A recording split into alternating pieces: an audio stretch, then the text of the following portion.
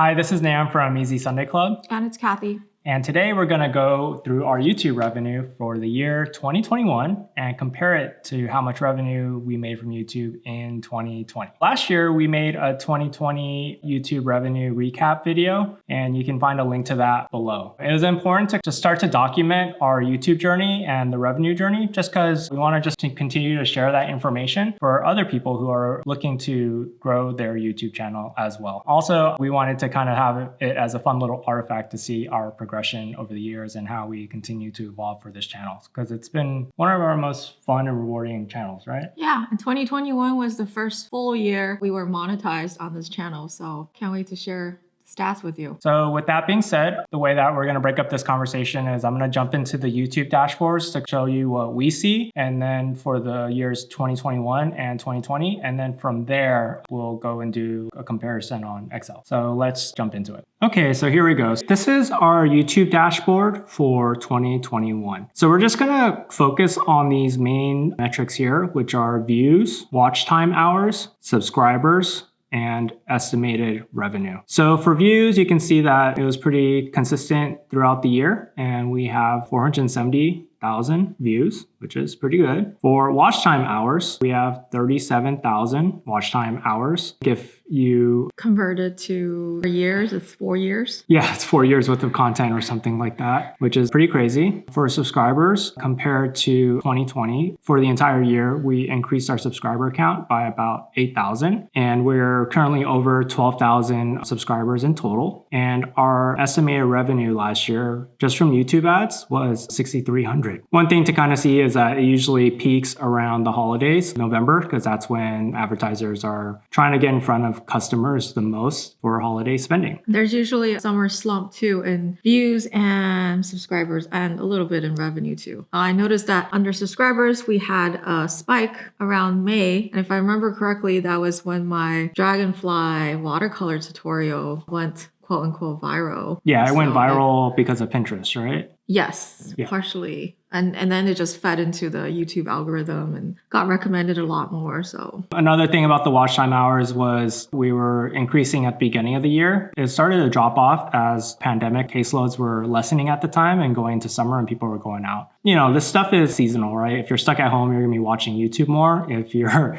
out and about, then you're not going to be watching YouTube as much. Top videos during this period, if I just highlight these: how to make greeting cards for home business, best cardstock paper, printing comparison videos. So those are the top trending videos during this time. Yeah, it's interesting because all those videos are at least a year old. So we can talk about insights later, but that's something I noticed right away. Top 5 were made in 2020 or earlier. So I made this to compare it with our 2020 numbers. So during this period, we had 220,000 views. I'm going to do a comparison chart so you don't have to flip back and forth. Watch time hours was 16,000. Subscribers was 3,700 for the year. How many we gained during the entire 2020. And revenue was 2,300. If you can see from here, we didn't make any revenue until we monetized around June. And for monetization for YouTube, that means we have to maintain 4,000 watch time hours in a 365-day period, as well as have at least 1,000 subscribers overall. We made that in manyfold over time, but just hitting that first milestone took a little bit of time. During this time, how to make greeting cards for home business, printer review videos, how to package fine art prints safely. Those are the top videos during that time. So a lot of how-tos or review videos are what was doing the best for us. If we look into the comparison chart that we made, comparing 2020 with 2021. Key metrics here, the year here, 2020, last year, 2021, and the percent that it changed. So in 2020, we actually made more videos and more content than we did in 2021, just because Cathy was pregnant during that time. We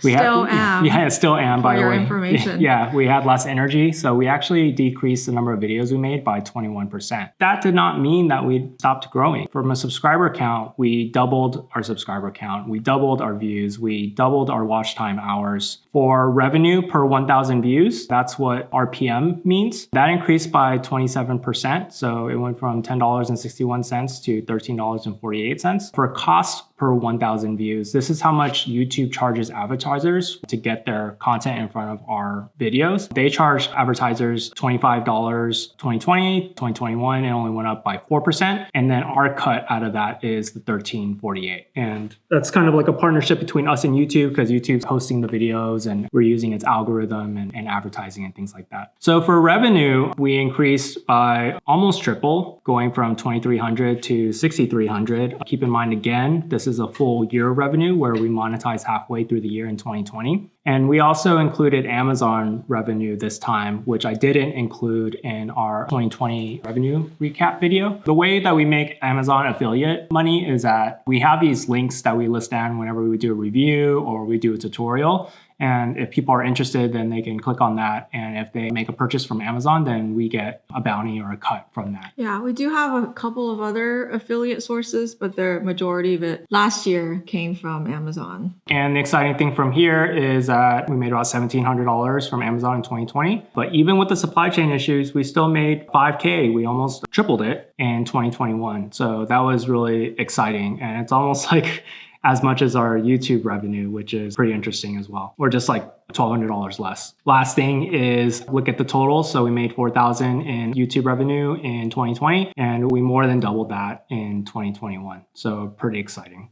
So you have all these numbers and you have all this data, but what are the actual insights? What are the freaking learnings that we can take away from this? And how do we improve as creators and human beings from these numbers? Well, first thing that came to mind is when I noticed that in 2021, our top performing videos were made a year ago. And in 2020, we didn't have those videos to feed into the algorithm from the previous year because we started creating. So I'm wondering going into 2022, which of our videos from 2021 are going to be the rising stars this year in terms of, picking up more views and stuff like that. I think you kind of called it like the snowball effect, right? Yeah. The snowball, we started flicking off the hill in 2020. Yeah. And then it started like gaining momentum in 2021 to continue to pay us dividends, right? Yeah. Even though those snowballs are rolling down the hill, it doesn't mean that it gets bigger in perpetuity. I believe the YouTube algorithm likes new and fresh videos. So just because our reviews on printers in 2020 did really well, or our pack of fine art print did really well, the content can get stale. And also YouTube, as you know, is super competitive. So what's there to stop another person from just doing the exact same video? Yeah. And those new videos will maybe be prioritized over ours. Yeah, and not only do the videos get stale with the audience,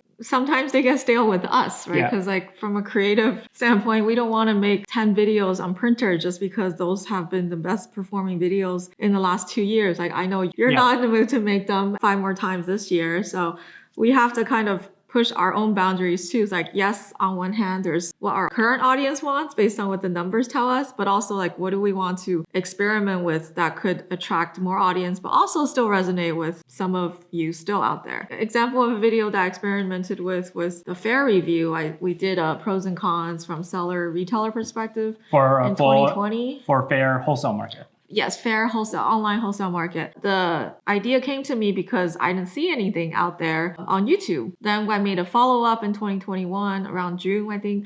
And that's doing well too. So I'm wondering 6 months from now if it's just going to keep growing. So topics like that have nothing to do with printers or cardstock, but we want to continue to kind of expand our branches to topics that we're interested in. So look out for more new topics. So there's this thing where you feel this pressure to keep on reinvesting in the same snowball and the same subject and to feed that algorithm over and over. If we were passionate about printers and I could review every single printer out there, then great. Our video would just become a printer channel, but at the same time, emotionally, I would be bored out of my mind and burnt out as a creator, right? So we want to try these new things to create these new different snowball paths, but at the same time, you might lose your audience, right? Mm-hmm. So it's just a risk you have to take or a calculated risk. Yeah, it's always a balance. A video like this, we enjoy making them, but I don't know how well it's going to do past March because it's a year in review. Another thing I want to bring up is know what's possible this year besides making more content consistently. As we start approaching 10,000 subscribers, start getting inquiries about sponsorships, right? And if you watch other YouTubers sharing their revenue, you know that sometimes the majority of their YouTube related income comes from sponsorships and other things that happen outside of YouTube.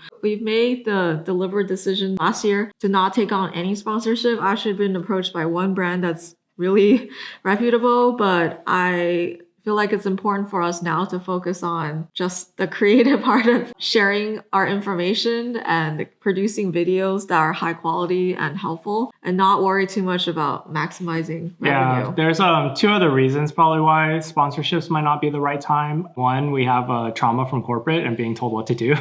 That's why like Cathy is an artist to begin with and has her own business. Even the notion of having to be held accountable to a brand or a company that may not align with our values, it's like, okay, let's hold off on that. I think the last thing for me of why sponsorships may not be the right time is you can see the number of videos that we've made. We've decreased by like 10 videos from the previous year. So we're just at our bandwidth and trying to be consistent and continue to create good content. And that's parenthood and day job and Cathy's day job as well. That's taking up all our bandwidth. We just kind of want to keep that momentum for now. And then if it does make sense and it's worth the time to do a partnership later, then cool. But nothing is as passive or as easy as it seems. Even if a partnership does come along, it will take time and energy and focus to do right by them and to manage that relationship. As far as the YouTube realm goes, we like not having anyone to answer to. Yeah. We can just create content we enjoy and let it grow organically. Maybe at 50,000 K, we'll revisit sponsorships again. I don't know what that benchmark is yet, but as of now, YouTube income could have been more. We're leaving money on the table, but it's also aligns better with our values. We've heard too many stories from content creators from Instagram to YouTube of the burnout, feeling like they need to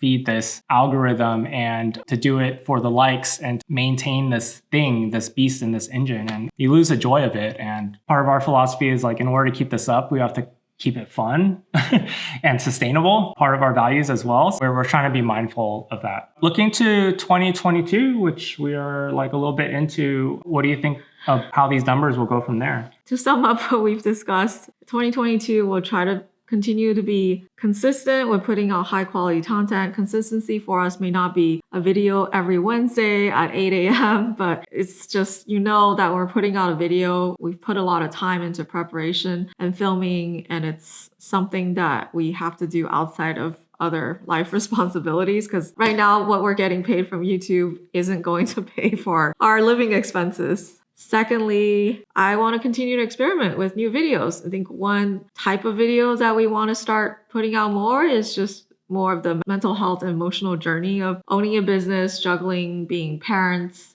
spouses, having healthy marriage while trying to be successful in this thing that we're building, or multiple things that we're building. We welcome your suggestions. If you saw a video we've done in the past that really resonated with you, even if it's not one of our most popular videos, let us know, because those might just be the videos that we enjoy making the most. For myself, it's trying to not be too focused on the numbers. Sure, I would like to make the same number of videos or make more content than I did last year, but if we don't, then that's okay.